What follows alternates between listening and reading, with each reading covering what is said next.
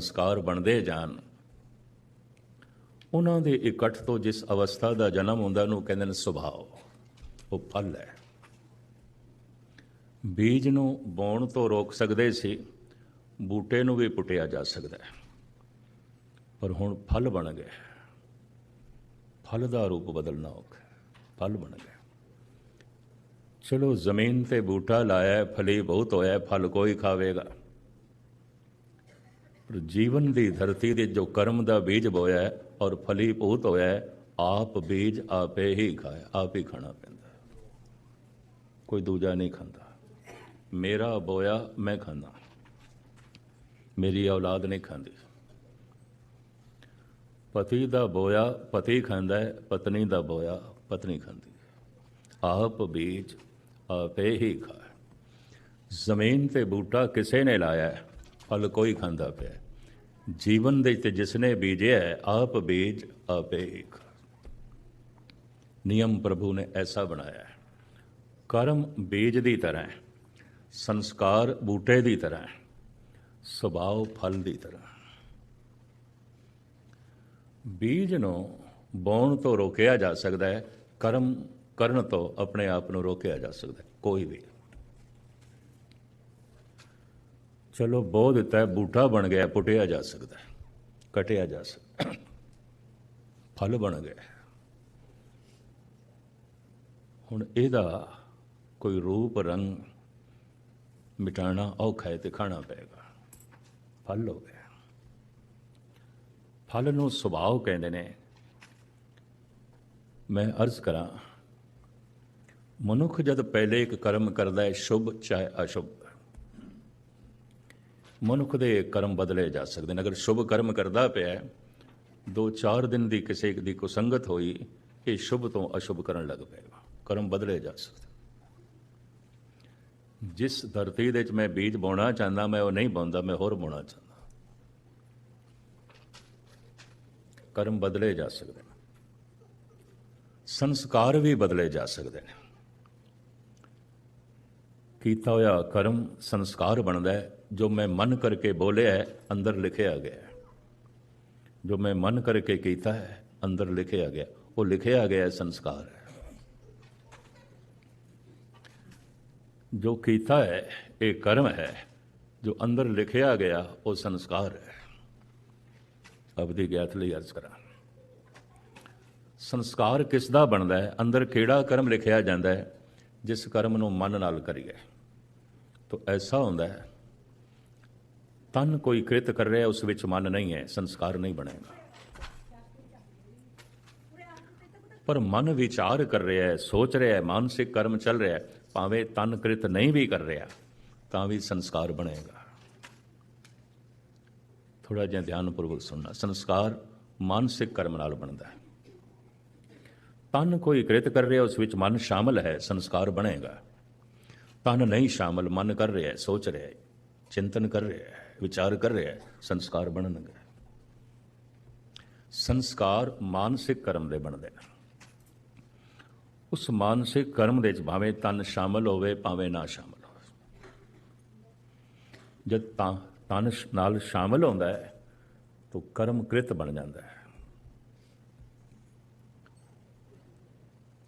ਲੇਕਿਨ ਤਨ ਸ਼ਾਮਲ ਨਹੀਂ ਹੋਇਆ ਤਾਂ ਕਰਮ ਹੈ, ਕ੍ਰਿਤ ਨਹੀਂ ਬਣਿਆ, ਕ੍ਰਿਤ ਨਹੀਂ ਬਣਿਆ। ਸਮਾਜ ਕਾਨੂੰਨ ਮਨੁੱਖ ਦੀ ਕ੍ਰਿਤ ਨੂੰ ਵੇਖਦੀ ਹੈ, ਮਾਨਸਿਕ ਕਰਮ ਨੂੰ ਨਹੀਂ, ਦੇਖ ਵੀ ਨਹੀਂ ਸਕਦੀ। ਤੁਸੀਂ ਇੱਥੇ ਸੋਚਦੇ ਕੀ ਪਏ ਹੋ, ਮੈਨੂੰ ਕੀ ਪਤਾ। ਮੈਂ ਇੱਥੇ ਸਟੇਜ ਤੇ ਬੈਠਿਆ ਜਾਂ ਗੁਰਦੁਆਰੇ ਬੈਠੇ ਹੋਇਆ ਕੀ ਸੋਚ ਰਿਹਾ ਸੀ, ਤੁਹਾਨੂੰ ਕੀ ਪਤਾ। ਮਾਨਸਿਕ ਕਰਮ ਤੱਕ ਸਮਾਜ ਦੀ ਕਾਨੂੰਨ ਦੀ ਪਹੁੰਚ ਨਹੀਂ ਹੈ, ਕ੍ਰਿਤ ਤੱਕ ਪਹੁੰਚ ਹੈ। ਜਦ ਉਹ ਮਾਨਸਿਕ ਕਰਮ ਜੋ ਵਿਚਾਰ ਦੇ ਰੂਪ ਵਿੱਚ ਆਉਂਦਾ ਹੈ, ਜਦ ਤਨ ਤੇ ਕ੍ਰਿਤ ਦੇ ਰੂਪ ਵਿੱਚ ਪ੍ਰਗਟ ਆਉਂਦਾ ਹੈ, ਉਹ ਸਮਾਜ ਨੂੰ ਦਿਖਾਈ ਦਿੰਦਾ ਹੈ ਕਰਦਾ ਕੀ ਪਿਆ, ਇਹਦੀ ਕ੍ਰਿਤ ਕੀ। ਐਸਾ ਵੀ ਹੋ ਸਕਦਾ ਹੈ ਕ੍ਰਿਤ ਬੜੀ ਚੰਗੀ ਕਰ ਰਿਹਾ ਹੈ, ਉਸ ਵਿੱਚ ਮਨ ਨਹੀਂ ਹੈ, ਮਨ ਇਨਕਾਰੀ ਹੈ।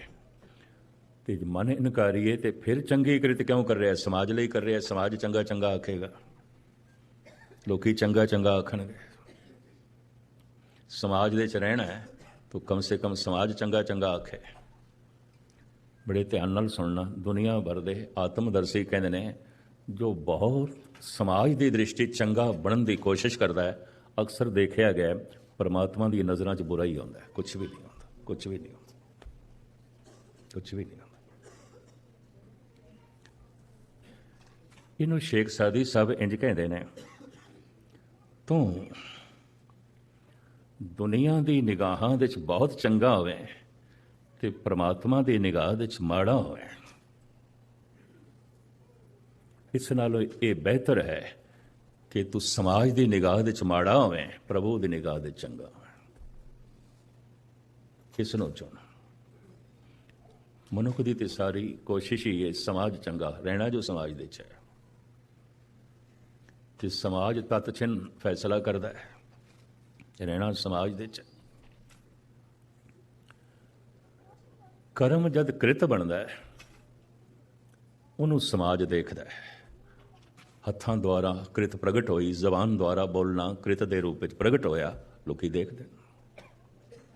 ਪਰ ਮਨ ਕੀ ਬੋਲਦਾ ਪਿਆ ਅੰਦਰ ਸਮਾਜ ਨਹੀਂ ਦੇਖਦਾ, ਦੇਖ ਵੀ ਨਹੀਂ ਸਕਦਾ। ਮਨ ਕੀ ਸੋਚ ਰਿਹਾ ਕਾਨੂੰਨ ਦੇਖ ਵੀ ਨਹੀਂ ਸਕਦਾ, ਸਮਾਜ ਦੇਖ ਵੀ ਨਹੀਂ ਸਕਦਾ। ਐਸਾ ਵੀ ਹੋ ਸਕਦਾ ਹੈ ਤਨ ਸ਼ੁਭ ਕ੍ਰਿਤ ਕਰ ਰਿਹਾ ਹੈ, ਉਸ ਵਿੱਚ ਮਨ ਨਹੀਂ ਹੈ, ਸੰਸਕਾਰ ਨਹੀਂ ਬਣਨਗੇ। ਇਸ ਸ਼ੁਭ ਕ੍ਰਿਤ ਦੇ ਅੰਦਰ ਸੰਸਕਾਰ ਨਹੀਂ ਬਣ, ਇਹ ਲਿਖਿਆ ਹੀ ਨਹੀਂ ਜਾਏਗਾ। ਭਾਵੇਂ ਦਾਨ ਕਰ ਰਿਹਾ ਹੈ, ਪੁੰਨ ਕਰ ਰਿਹਾ ਹੈ, ਬਾਣੀ ਪੜ੍ਹ ਰਿਹਾ ਹੈ, ਸੇਵਾ ਕਰ ਰਿਹਾ ਹੈ, ਮਨ ਨਹੀਂ ਹੈ ਵਿੱਚ, ਇਹਦੇ ਸੰਸਕਾਰ ਨਹੀਂ ਬਣਨਗੇ। ਹੋਰ ਸੁਣ ਲਓ, ਕੁਝ ਬੁਰਾ ਕੀਤਾ ਉਸ ਵਿੱਚ ਮਨ ਨਹੀਂ ਸੀ, ਉਹਦੇ ਵੀ ਸੰਸਕਾਰ ਨਹੀਂ ਬਣਨਗੇ। ਹੋ ਗਿਆ ਬੁਰਾ, ਜੇ ਬਾਹਰੋਂ ਭੁੱਲ ਚੁੱਕ ਬੋਲਦੇ ਵੀ ਖਰੇ ਅਰਮਾਨ। ਬੋਲਿਆ ਬੁਰਾ ਹੈ, ਪਰਮਾਤਮਾ ਦੀ ਨਿਗਾਹ 'ਚ ਖਰਾ ਹੈ, ਸਮਾਜ ਦੀ ਨਿਗਾਹ 'ਚ ਖੋਟਾ ਹੈ। ਬੁਰਾ ਜੋ ਬੋਲਿਆ, ਭੈੜਾ ਜੋ ਬੋਲਿਆ, ਪਰ ਭੈੜੀ ਜ਼ਬਾਨ ਬੋਲ ਗਈ ਹੈ ਉਸਦੀ, ਉਸ ਵਿੱਚ ਉਸਦਾ ਮਨ ਨਹੀਂ ਸੀ, ਪਛਤਾਪ ਕਰ ਰਿਹਾ ਹੈ। ਵੀ ਖਰੇ ਹਰ ਬਾਣੇ। ਕਈ ਦਫਾ ਐਸਾ ਹੁੰਦਾ ਹੈ ਮਨੁੱਖ ਸਮਾਜ ਦੀ ਨਿਗਾਹ 'ਚ ਖੋਟਾ ਹੁੰਦਾ ਹੈ, ਪ੍ਰਭੂ ਦੀ ਨਿਗਾਹ 'ਚ ਖਰਾ ਹੁੰਦਾ ਹੈ। ਔਰ ਕਈ ਦਫਾ ਸਮਾਜ ਦੀ ਨਿਗਾਹ ਦੇ 'ਚ ਖਰਾ ਹੁੰਦਾ ਹੈ, ਗੁਰੂ ਦੀ ਨਿਗਾਹ 'ਚ ਬਿਲਕੁਲ ਖੋਟਾ ਹੁੰਦਾ ਹੈ, ਖੋਟਾ ਹੁੰਦਾ ਹੈ। ਧਾਰਮਿਕ ਪੁਰਸ਼ ਕਹਿੰਦੇ ਨੇ ਤੂੰ ਸਮਾਜ ਦੀ ਦ੍ਰਿਸ਼ਟੀ 'ਚ ਖਰਾ ਹੋਵੇਂ, ਬਿਹਤਰ ਹੈ ਤੂੰ ਸਮਾਜ ਦੀ ਦ੍ਰਿਸ਼ਟੀ 'ਚ ਖੋਟਾ ਹੋਵੇਂ, ਪ੍ਰਭੂ ਦੀ ਨਿਗਾਹ 'ਚ ਖਰਾ ਹੋਵੇ, ਬਿਹਤਰ ਹੈ। ਇਹ ਚੁਣਾਵ ਕਰ। ਇਸ ਚੁਣਾਵ ਵਾਸਤੇ ਬੜੀ ਹਿੰਮਤ ਚਾਹੀਦੀ ਹੈ। ਮਨੁੱਖ ਬਹੁਤ ਕੁਝ ਜੋ ਕਰਦਾ ਹੈ ਸਮਾਜ ਨੂੰ ਖੁਸ਼ ਕਰਨ ਵਾਸਤੇ ਕਰਦਾ ਹੈ। ਗੁਰੂ ਰਾਮਦਾਸ ਜੀ ਮਹਾਰਾਜ ਕਹਿੰਦੇ ਨੇ, ਕਬ ਕੋ ਲੋਗਨ ਕੋ ਪਤੇ ਆਵੇ, ਕਬ ਕੋ ਲੋਗਨ ਕੋ ਪਤੇ ਆਵੇ, ਲੋਕ ਪਤੀਣੇ ਨਾ ਪਤ ਹੋਵੇ। ਜਨ ਨਾਨਕ ਹਿਰਦੇ ਸਦ ਧਿਆਓ, ਤਾਂ ਜੈ ਜੈ ਕਰੇ ਸਭ ਕੋ। ਕੀ ਲੋਕਾਂ ਨੂੰ ਖੁਸ਼ ਕਰਨ ਵਾਸਤੇ ਚੱਲੇ ਆ? ਕਦੀ ਬਗੌਰ ਮੁਤਾਲਾ ਕਰੋਗੇ ਔਰ ਇਹ ਆંકੜੇ ਸਹੀ ਨੇ, 99% ਮਨੁੱਖ ਜੋ ਕੁਝ ਕਰਦੇ ਨੇ ਸਮਾਜ ਨੂੰ ਖੁਸ਼ ਕਰਨ ਵਾਸਤੇ, ਸਮਾਜ ਦੀ ਨਿਗਾਹ 'ਚ ਖਰਾ ਬਣਨ ਵਾਸਤੇ। ਔਰ ਜਿਤਨਾ ਸਮਾਜ ਦੀ ਨਿਗਾਹ 'ਚ ਖਰਾ ਹੋਣ ਦੀ ਕੋਸ਼ਿਸ਼ ਕਰਦੇ ਨੇ, ਉਤਨਾ ਹੀ ਗੁਰੂ ਦੀ ਨਿਗਾਹ 'ਚ ਖੋਟੇ ਹੁੰਦੇ ਨੇ। ਇਹ ਕੋਈ ਪ੍ਰਮਾਣ ਨਹੀਂ ਹੈ ਕਿ ਜੋ ਸਮਾਜ ਦੀ ਨਿਗਾਹ 'ਚ ਚੰਗਾ ਹੈ ਉਹ ਪਰਮਾਤਮਾ ਦੀ ਨਿਗਾਹ 'ਚ ਵੀ ਚੰਗਾ ਹੋਵੇਗਾ। ਇਹ ਕੋਈ ਸਬੂਤ ਨਹੀਂ ਹੈ, ਇਹ ਕੋਈ ਪ੍ਰਮਾਣ ਨਹੀਂ ਹੈ। ਇਤਨੀ ਮੈਂ ਅਰਜ਼ ਕਰਦੇ ਹਾਂ। ਔਰ ਇਹ ਵੀ ਕੋਈ ਪ੍ਰਮਾਣ ਨਹੀਂ ਜੋ ਸਮਾਜ ਦੀ ਨਿਗਾਹ ਦੇ 'ਚ ਖੋਟਾ ਹੈ ਉਹ ਪਰਮਾਤਮਾ ਦੀ ਨਿਗਾਹ 'ਚ ਵੀ ਖੋਟਾ ਹੋਵੇਗਾ। ਇਹ ਕੋਈ ਪ੍ਰਮਾਣ ਨਹੀਂ। ਇਹ ਤੇ ਪਰਮਾਤਮਾ ਦਾ ਫੈਸਲਾ ਹੈ। ਜੋ ਕਰਮ ਮਨ ਨਾਲ ਕੀਤਾ ਜਾਂਦਾ ਹੈ ਉਸੇ ਦੇ ਸੰਸਕਾਰ ਬਣਦੇ ਨੇ, ਦੂਜੇ ਦੇ ਨਹੀਂ ਬਣਦੇ, ਬਣਦੇ ਹੀ ਨਹੀਂ। ਕਰੀਬਨ ਜਦ ਵੀ ਕੋਈ ਮਨੁੱਖ ਬੁਰਾ ਕਰਦਾ ਹੈ ਉਸ ਵਿੱਚ ਮਨ ਪੂਰਾ ਆਉਂਦਾ ਹੈ। ਕਿਉਂ? ਸਾਵਧਾਨੀ ਚਾਹੀਦੀ ਹੈ, ਮਨ ਪੂਰਾ ਚਾਹੀਦਾ ਹੈ। ਸਮਾਜ ਦੇਖੇ ਨਾ, ਕਾਨੂੰਨ ਦੇਖੇ ਨਾ, ਪਕੜਾ ਜਾਵਾਂਗਾ। ਹਰ ਬੁਰੇ ਕਰਮ ਦੇ ਵਿੱਚ ਮਨੁੱਖ ਦੀ ਸਾਵਧਾਨੀ ਪੂਰੀ ਹੁੰਦੀ ਹੈ। ਚੋਰ ਪੂਰਾ ਸਾਵਧਾਨ ਹੁੰਦਾ ਹੈ ਚੋਰੀ ਕਰਨ ਲੱਗਿਆ, ਕਾਤਲ ਪੂਰਾ ਸਾਵਧਾਨ ਹੁੰਦਾ ਹੈ ਕਤਲ ਕਰਨ ਲੱਗਿਆ। पकड़िया गया तो फांसी, उम्र भर की जेल। पूरा सावधान होता है, बड़ा सावधान होता है।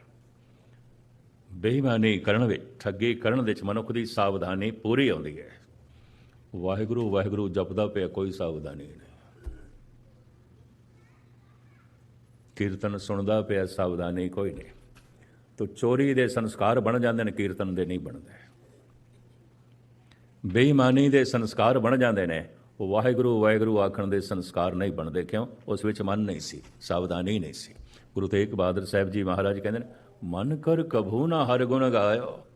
गांदा पे, पाठ करदा पे, मन तो उस विच है नहीं, संस्कार नहीं बननगे। मन कर कभू ना हर गुण गायो, बिखया सख्त रहो निसबासर, कीनो अपनो पायो। मन उसे ही कर्म दे चाहुंदा है जिस तो प्रभावित है। मन उसे ही कर्म में चाहुंदा है जिस तो लाभ है। अगर बुरे कर्म दे च लाभ है तां मनुख बुरा करेगा। अगर पता चल जाए शुभ कर्म दे च लाभ है तां करेगा। मनोरथ लाभ है, और लाभ भी सिर्फ दुनियावी, कोई अध्यात्मक नहीं, कोई परमात्मा नहीं। दुनियावी लाभ है तो शुभ कर दें, नहीं तो नहीं करते। अगर अशुभ करके भी दुनियावी लाभ हो सकता है तो कर दें, करना है। मूल ते लाभ की गल है। आप सुन के हैरान हो गए, स्वाभाविक सामने मेरे वाक आ गया। भारत के प्राचीन ऋषि मुनियां की वंड के मुताबिक 4 वर्ण बनते हैं। वो जी वंड की सी उन्होंने जात पात करके नहीं की सी। जिहड़ा अपने सिर की वरतों बहुत ज़्यादा करे, बड़ा सोचे, जबान के अगे उसकी सोचनी होवे, जबान पिछे होवे, पैरों के अगे भी उसकी अकल होवे, पैर अगे ना होन। मूर्ख मनुख पैर अगे ने, अगल पिछे है। कदम पहले पुट लेंदा, सोचदा बाद विच है। सियाणा अकल अगे, कदम पिछे, सोचदा पहले, कदम बाद विच रखदा। सियाणा मनुख सोचदा पहले, बोलदा बाद विच है।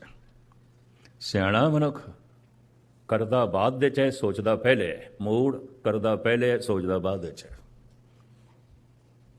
ये पहचान। जिहड़ा हर कर्म विच अकल नूं अगे रखदा है, सिर नूं अगे रखदा है, और जिसका सिर बहुत मजबूत है उन्होंने ब्राह्मण आख्या गया। ये ब्राह्मण है। ब्राह्मण कोई जात नहीं सी। ये गल वखरी है कि उस वर्ग के बंदियां नूं ब्राह्मण आख्या गया, बहुतात दे जात मन ली गई, वरना ये जात नहीं है। गुरबाणी जात नहीं मनती। गुरबाणी की कहती, ब्रह्म बिंदे से ब्राह्मणा, जो ब्रह्म का चिंतन करता है ब्राह्मण। और किस आख कहो कबीर, जो ब्रह्म विचारे सो ब्राह्मण कईयत है हमारे। जो ब्रह्म के विचार करता है ब्राह्मण। वेद शब्दं ब्राह्मण है, विद्या दी विचार करता है, सोचता है ब्राह्मण। सिर नूं अगे करता है ब्राह्मण। हथ अगे ने, हथां च ताकत होनी चाहिए, सिर दे च नहीं है तो ना सही। हथ मजबूत होने चाहिए। मेरे 2 हथ इतने मजबूत होवन, 1000 हथां नूं जकड़ के रख देन। पता है भारत विच एक ऐसा पुरुष है जिहदा नाम सी सहनसर बाहु। सहनसर बाहु, सहनस कहते हैं 1000 नूं, 1000 बावां वाला। मिथिहास दे विचों सच्चाई कढ़नी पेगी। 1000 बावां इको ही मनुख दियां होवन तो मेरे ख्याल सारा हाल कमरे चो कल्ला ही बैठ सकेगा। 1000 बावां, बहुत वड्डा शरीर चाहिए है, 1000 बावां। पर महज करा सच्चाई है, होंदे ने सैनसर बाव हैं तो उसदे कोल 2 हथ, और ਉਹਦੇ ਕੋਲ 1000 हथ जुड़े होंदे, जोड़ के खड़े होंदे। ਉਹਦੇ 2 हथ 1000 हथां ਨੂੰ बन के रख देंदे। ਉਹਦੇ 2 हथ 1000 ਦੇ ਸਿਰਾਂ ਨੂੰ झुका के रख देंदे। सहनसर बाहो। हर मनुख की कोशिश है मेरिया 2 बावां दे 1000 बावां दा बल होवे। सहनसर बाहु कौन नहीं बनना चाहता। सब कुछ मेरे हत्थां च होवे, सब कुछ मेरी मुट्ठी दे च होवे। मुगल शहनशाह ते अपना तहल्लुस ही इसे तरह रखते रहे। जहांगीर ਸਾਰਾ ਜਹਾਨ ਮੇਰੀ ਪਕੜ ਵਿੱਚ, ਮੇਰੀ ਮੁੱਠੀ ਵਿੱਚ। ਅਕਬਰ ਜਲਾਲੁਦੀਨ ਤੇ ਨਾਮ ਸੀ। ਅਕਬਰ, ਪਤਾ ਅਕਬਰ ਕਿਸ ਨੂੰ ਕਹਿੰਦੇ ਨੇ? ਅਕਬਰ ਦੇ ਅੱਖਰ ਸਭ ਤੋਂ ਵੱਡਾ। ਇਸੇ ਵਾਸਤੇ ਮੁਸਲਮਾਨ ਕਹਿੰਦੇ ਨੇ ਅੱਲਾਹੂ ਅਕਬਰ, ਅੱਲਾ ਹੀ ਅਕਬਰ ਹੈ। ਹੋਵੇਗਾ ਅੱਲਾ ਅਕਬਰ। ਜਲਾਲੁਦੀਨ ਨੇ ਕਿਹਾ ਮੈਂ ਅਕਬਰ, ਗੱਲ ਖਤਮ। ਜਲਾਲੁਦੀਨ ਅਕਬਰ। ਕੌਣ ਨਹੀਂ ਅਕਬਰ ਬਣਨਾ ਚਾਹੁੰਦਾ? ਕੌਣ ਸਾਰਿਆਂ ਤੋਂ ਵੱਡਾ ਨਹੀਂ ਬਣਨਾ ਚਾਹੁੰਦਾ? ਔਰ ਇਹ ਹੰਕਾਰ ਸ਼ਿਖਰ ਤੇ ਹੋਵੇ ਤੇ ਮਨੁੱਖ ਚਾਹੁੰਦਾ ਹੈ ਖੁਦਾ ਨੂੰ ਵੀ ਛੋਟਾ ਦਿਖਾਣਾ ਹੈ। ਹੰਕਾਰ ਵੀ ਐਸਾ ਕਰਦਾ ਹੈ। ਹਰਨਾਕਸ਼ ਨੇ ਕੀਤਾ ਸੀ। ਰੱਬ ਕੀ ਹੁੰਦਾ? ਮੈਂ ਖੁਦ ਰੱਬ ਹਾਂ। ਐਸਾ ਕੀਤਾ ਸੀ ਨਮਰੂਦ ਨੇ। ਖੁਦਾ ਕੀ ਹੁੰਦਾ? ਮੈਂ ਖੁਦ ਖੁਦਾ ਹਾਂ। ਕੀਤਾ ਸੀ ਉਸਨੇ।